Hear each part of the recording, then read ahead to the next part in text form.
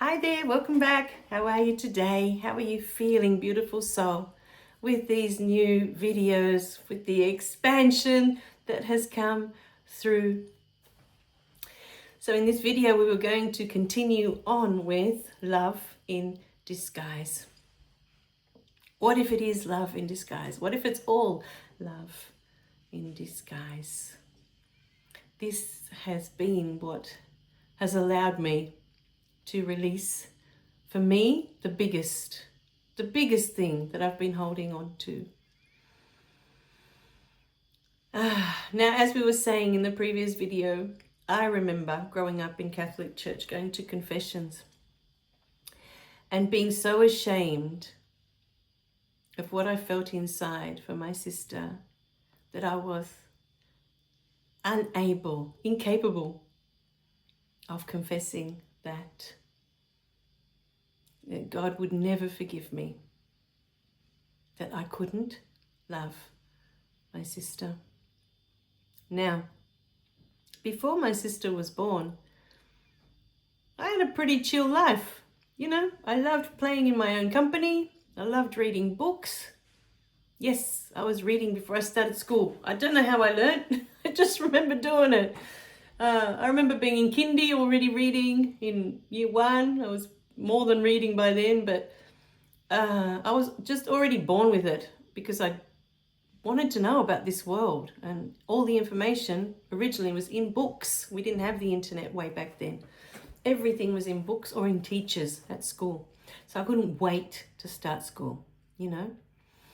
But before, I started school, it was just me. And I was always so easily entertained by myself. You know, if I had a book, you wouldn't hear from me for hours while I was reading the book.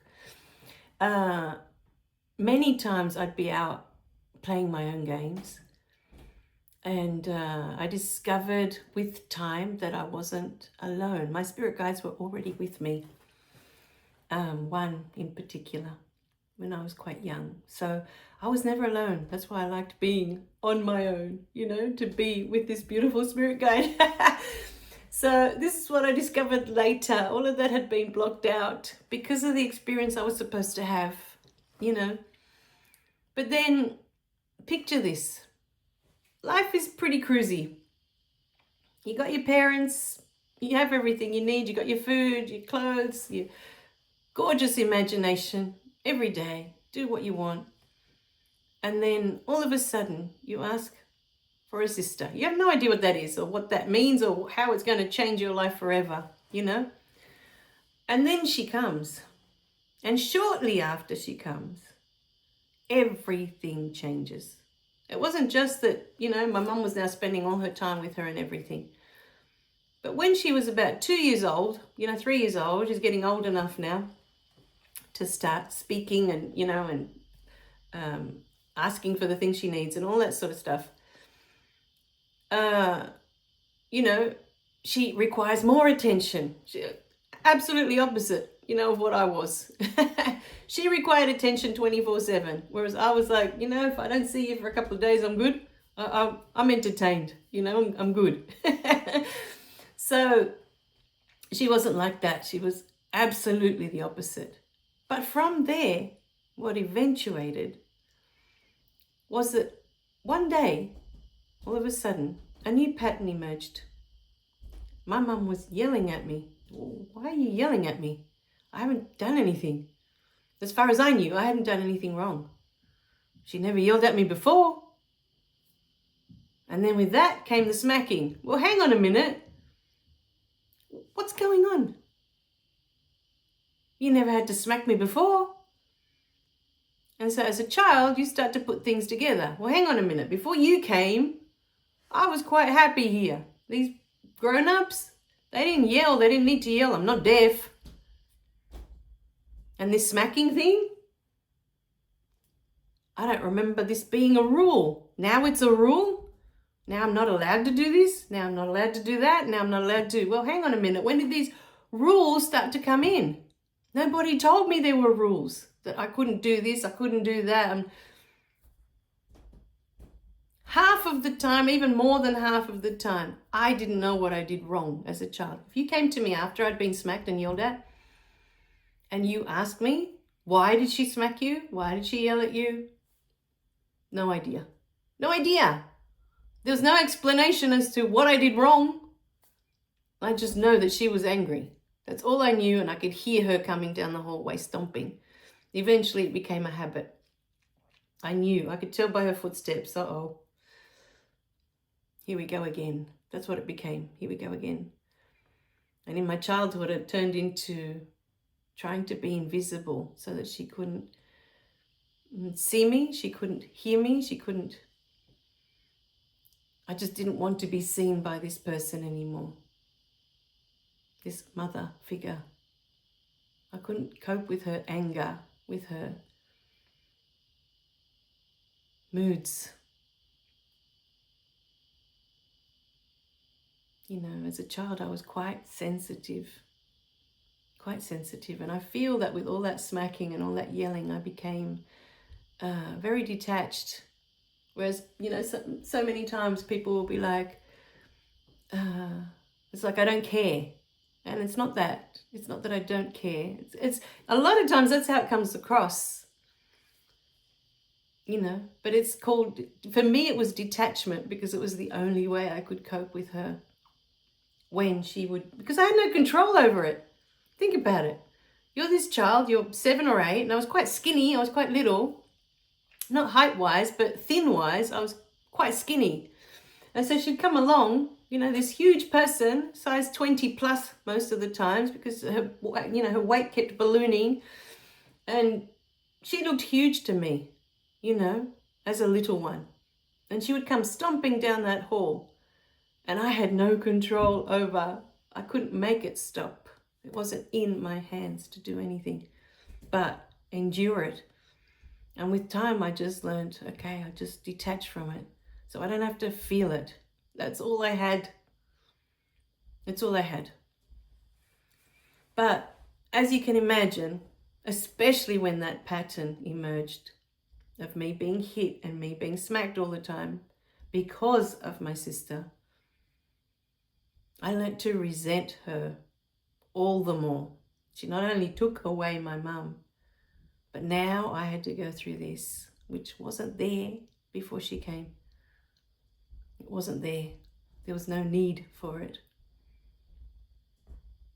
And so there was a lot of resentment. There was no room in my heart for any love. When I played with her, I always felt like obligation. Like I had to do it because otherwise she'd go and wind up my mum.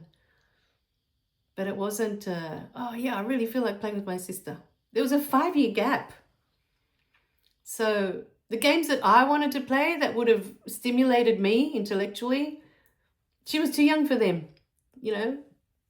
And I'm 8, she's 3. I'm 9, she's 4. I can't play chess with a 4-year-old, you know, things like that. I can't play Monopoly. I can't, like, there were so many things, you know, the things that I enjoyed, I couldn't do them with her. There was too much of an age gap.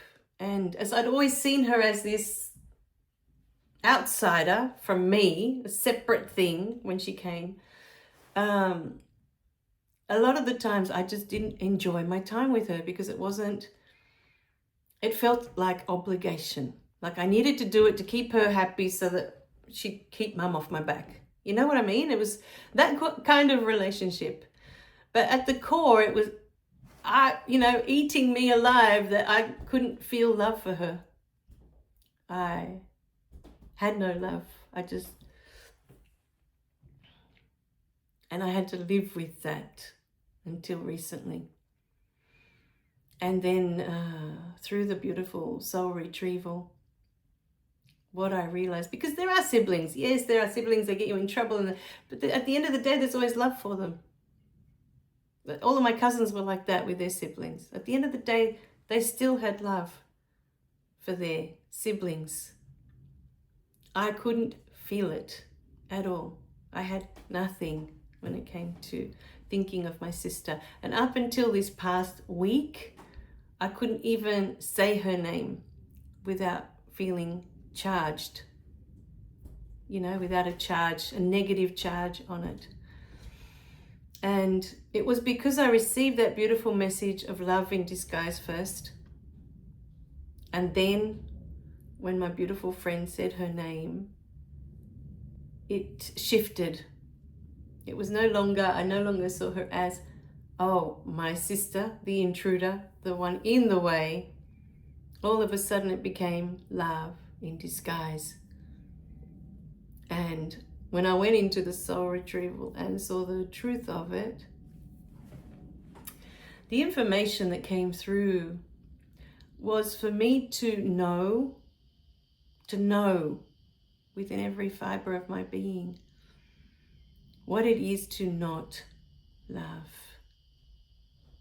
Because she has been the only thing in my life, the only person that I have not been able to love.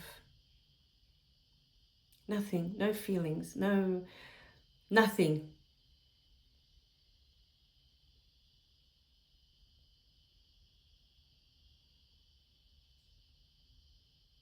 Nothing. Because all I could see was she was in the way. She was like an obstacle in my way of me getting my mum's love, getting my mum's approval, getting my mum's acceptance, getting my mum back. She was in the way. That's all I could see. That's all I could feel, that resentment for her existence. And that was the experience I came to have. And in that moment that I realized, wow, she played that role for me. Her whole life, she played that role for me. She loved me that much that she was willing to come here and spend a whole lifetime where I was not able to love her. Now that's love. That's love right there. How can it not be?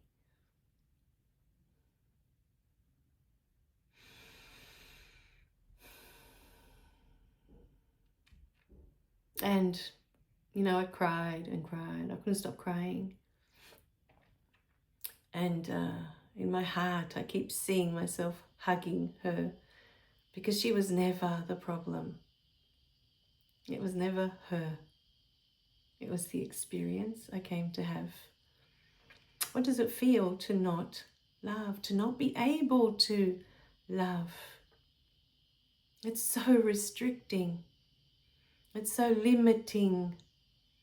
It goes against everything that we are. Everything. The shame that I felt for so long. And especially when I was told that I asked for her. You ask for something and it's given to you. And there's no appreciation for it. No gratitude, no love for it. Nothing.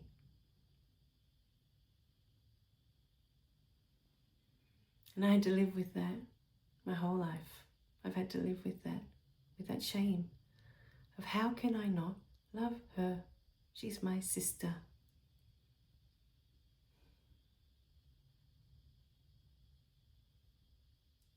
And then the truth was revealed. The same happened with church. For a long, long time, I was so angry with the church for all the things they taught me about God, the angels, Jesus, Mary.